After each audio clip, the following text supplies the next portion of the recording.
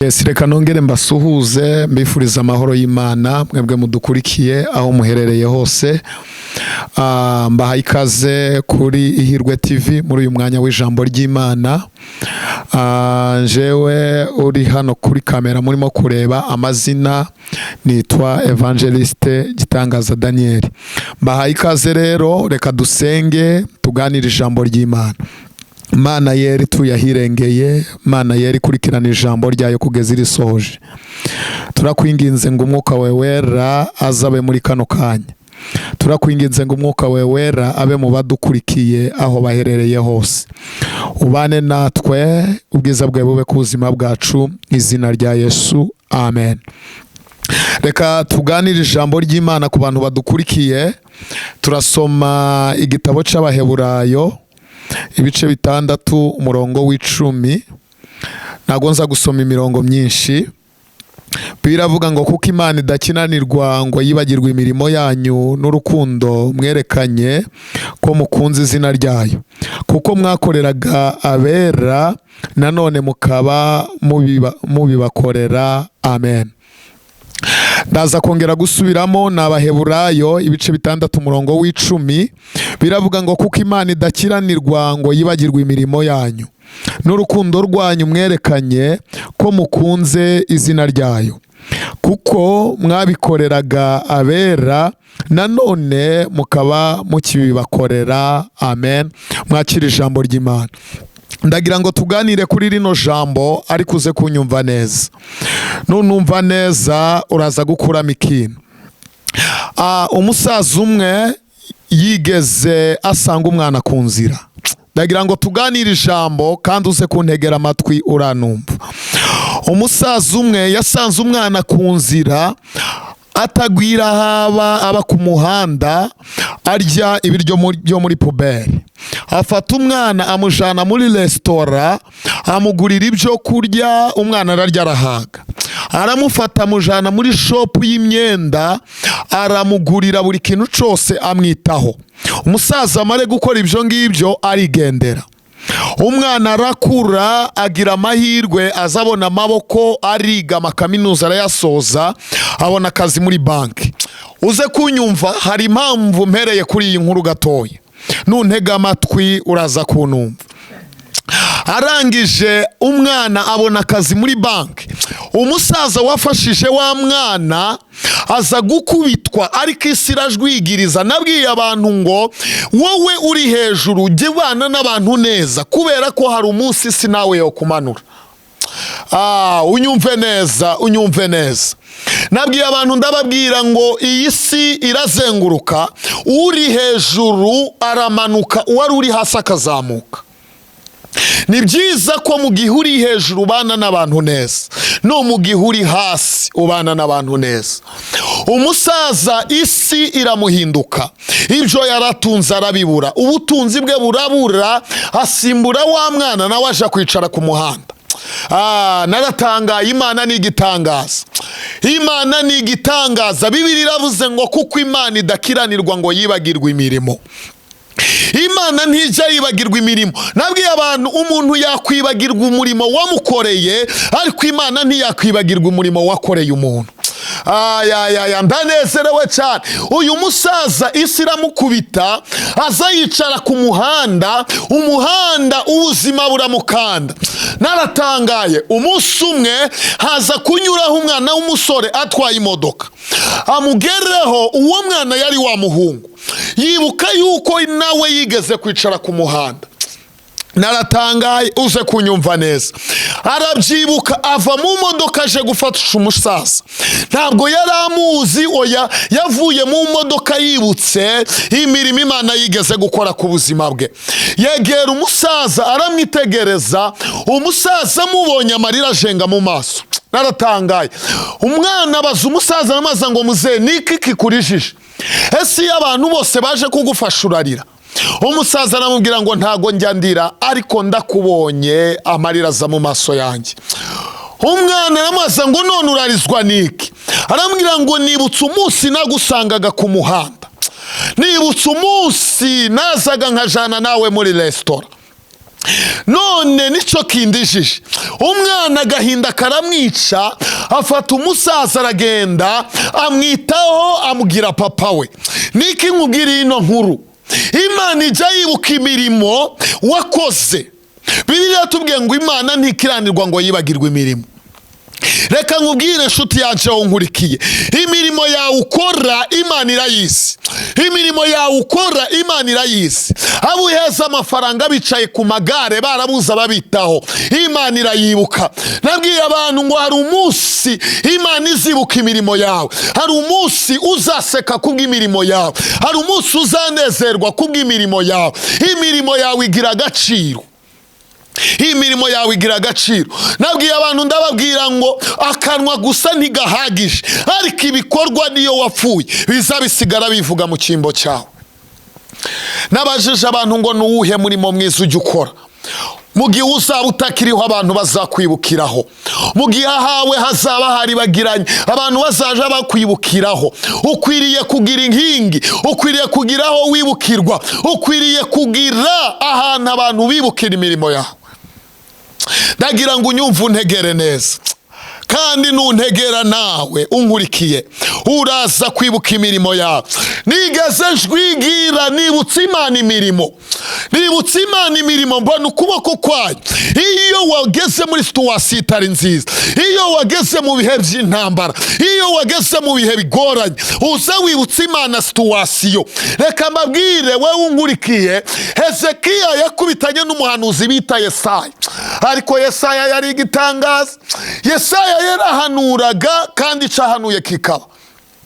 Yesaya ahanurira Hezekiya, arambwira ngo tangira utanga ibyawe kuko ugiye gutanga. Tangira urage ibyawe kuko igihe cyawe kirarangiye. Ya Hezekiya yibuka kuko Yesaya ari umuhanuzi uhanura ikintu kikaba. Bibiliya mbwira ngo yinjira mu cyumba yegera umudame we, aramubwira ngo Yesaya wa muhanuzi nanje ngezeho.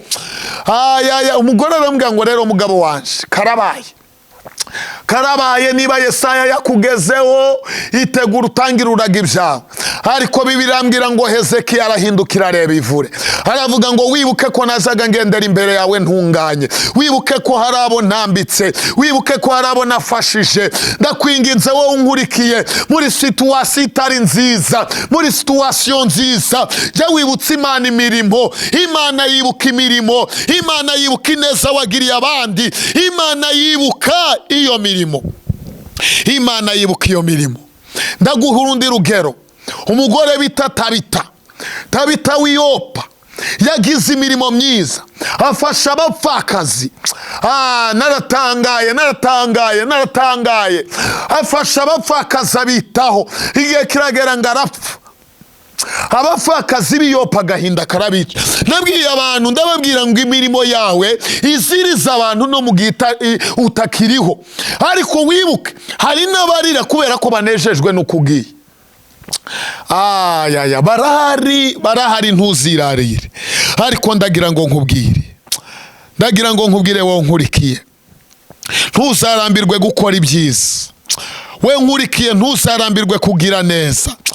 Kandi reka nkubwire, uzagire neza mu gihe kibi, unagire neza mu gihe kiza.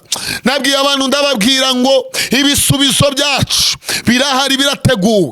We wagize neza, ibisubizo byawe birahari. Nugera mu gihe urwaye, nugera mu gihe ubona ibibazo byakurembeje, jya uhindukira wibutsa Imana imirimo yawe. Nababwiye ngo iyo dusenga ntabwo tuba tubwira Imana ibibazo byacu. Ibibazo byawe Imana irabizi, intambara zawe Imana irazizi, ingorane zawe Imana irazizi. Icyo usabwa ni ukwizera. Iyo urimo urasenga uba urimo wibutsa Imana ko uyifitiye icyizere. Ndagira ngo nkubwire nshuti yanjye, Imana uyifitiye icyizere cyangwa nta cyizere? ndagira ngo nkubwire inshuti yanjye, wo kwizera umuntu akaguhinduka, ariko Imana iyo uyigaragarije ko uyifitiye icyizere ikora ikidasanzwe ku buzima bwawe. Reka nkubwire, Bibiliya yatubwiye ngo Imana ntikiranirwa ngo yibagirwe imirimo. Imana ntabwo izayibagirwa imirimo.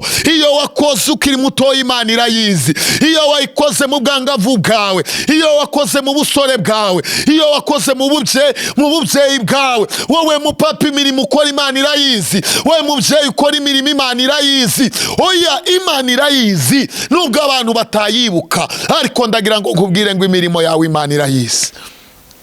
Iyi mirimo yawe Imana irayizi. Narababwiye ngo umuntu yakwibagirwa ineza wamugiriye. Hari benshi wafashije ntibagushimira, hari benshi wagiriye neza ntibabyibuka, ariko nubwo batabyibuka Imana irabyibuka. Byose uko bingana Imana irabizi, imirimo yawe yose uko ingana Imana irayizi. Reka ngusabe wowe nkurikiye, reka ngusabe wowe nkurikiye, untegere ku matwi, untegere ku matwi, untegere uraza kunumva neza. Dawidi yaranditse aravuga ngo nibutse iminsi ya kera nkuramburiye amaboko. Wibuka iminsi ya kera Imana yakugiriye neza, n'uyu munsi yakugirira neza. Imana yakurokoye urupfu rukomeye, n'uyu munsi yakurokora. Imana yarengeye ubuzima bwawe, n'uyu munsi yakurengera. N'uyu munsi nawe Imana yakurengera. Ndagira ngo nkwibutse inshuti yanjye, utekereze umuhanda ugendamo, abandi baburiye mu buzima. Utekereze ibitaro ujyamo ukavayo, abandi baburiye mu buzima. Utekereze abana mwavukiye icyarimwe babuze ubuzima. Kubwire ngo Imana ntikiranirwa, Imana izayibuka imirimo yawe, Imana izayibuka imirimo yawe, Imana izayibuka imirimo yawe. Ndimo ngana ku musozo inshuti yanjye, ndagira ngo ngukomeze, ndagira ngo ngukomeze mu buzima buburimo, mu bukene uhagazemo, ndagira ngo ngukomeze mu bushomeri uhagazemo. Imana yibuka imirimo yawe. Nari mvuze ngo Imana yibuka imirimo yawe. Imirimo yawe Imana irayibuka, imirimo yawe Imana irayibuka. Abo wagaburiye Imana irabibuka, abo wambitse Imana irabibuka. Imana ntikiranirwa ngo ibyibagirwe, Imana ntikiranirwa ngo ibyibagirwe. Komeza ukora imirimo yawe, hari umunsi igitangaza kizaba ku buzima bwawe. Nabwiye abantu, ndababwira ngo gusenga bihoraho biza bitungurana, bizana igisubizo bitunguranye, bizana igisubizo bitunguranye. Wowe icyo usabwa, guma mu mwanya wawe, komeza ukora imirimo yawe myiza. Imana yikwibukireho, Imana yikwibukireho. Ndagira ngo ngusengere wowe ahuri, wowe aherereye. Fata umwanya usubiza amaso inyuma, fata umwanya wibuka imirimo yawe, wibuka imirimo wakoze. Ufata aka kanya uyibutse Imana. Ndagira ngo dusenganire isengesho nshuti yanjye, ndagira ngo dusenganire isengesho nshuti yanjye. Ese hari imirimo wakoze ubu ugiye kwibutsa Imana? Ese hari ibikorwa wakoze ubu ugiye kwibutsa Imana? Ndagira ngo ubitekerezeho neza, ndagira ngo ubitekerezeho neza. Ndongera nguha urugero unumve neza, unyumve neza. Umugore witwa Maraya wari Rahabu. Naratangaye, naratangaye. Rahabu yafashije abatasi, ariko mu gihe kigoye Imana imwitura neza. Reka nkubwire inshuti yanjye, nawe Imana irabizi, irabizi. Unyumve neza, Imana irabizi. Ndagira ngo nguhe urugero rw'undi muntu umwe mpite ngusengera. Ndaguha urugero rw'umugabo bita Obadiya. Obadiya yahishe abahanuzi b'Imana 100, arabagaburira, afata umwenda kubwo guhisha abakozi b'Imana. Naratangaye, naratangaye, naratangaye, naratangaye. Obadiya arabahisha, ajamo ideni kubwo abakozi b'Imana. Amare kujyamo ideni, igihe kiragera arapfa. Obadiya amare gupfa, igihe kiragenda ikindi kiraza. Umwishuza aza kwishuza umugore wa Obadiya. Abugereho aramubwira ngo none uranyishura ideni ry'umugabo wawe yafashe. Naratangaye. Umugore aratangara, uzi kwishura ideni utazi aho ryagiye. Kandi Obadiya ntigeze abwira umugore we ngo amubwire ngo hari abantu nahishe. Oya, yarinze afata arabibwira umugore we. Ariko naratangaye. Umugore baramubwira ngo none uraduha abana bawe. arabwira ngo none ndakora iki? Ariko ahura n'umukozi w'Imana Elisa. Naratangaye ku bwa profete Elisa, ariko reka mbabwire inshuti zanjye, Imana ibahuze na profete Elisa, Imana ibahuze n'inshuti nka Obadiya, Imana iguhuze n'inshuti y'umumaro, Imana iguhuze n'inshuti yakuvuganira, Imana iguhuze n'inshuti. Narivuze ngo Imana idakiranirwa iguhuze n'inshuti, inshuti yagukura mu kaga, inshuti yagukura mu ngorane urimo. Imana isa n'inshuti y'umumaro ku buzima bwawe. Nari mvuze ngo Imana iguhereza inshuti y'umumaro ku buzima bwawe, inshuti yafata risk. Naratangaye.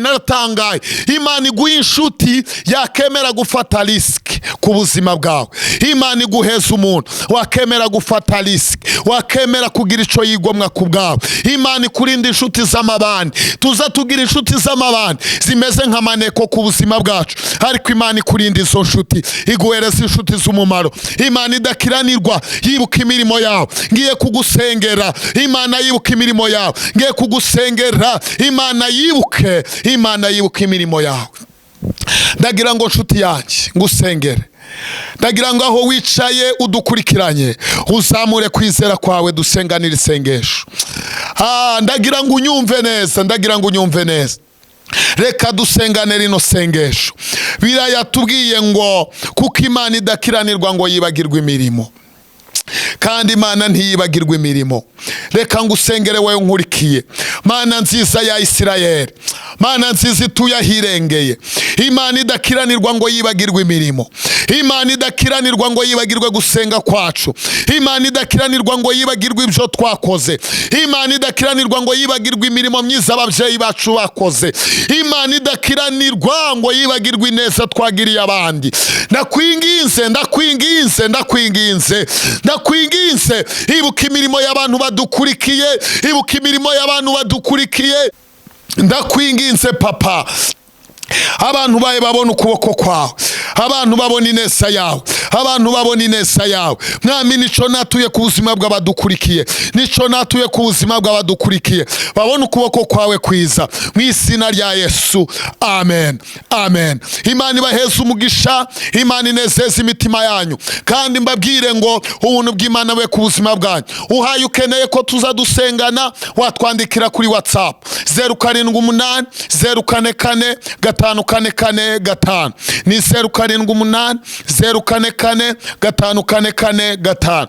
Uhaye ukeneye no kuduhamagara, waduhamagara kuri 078 782 078 782 0360.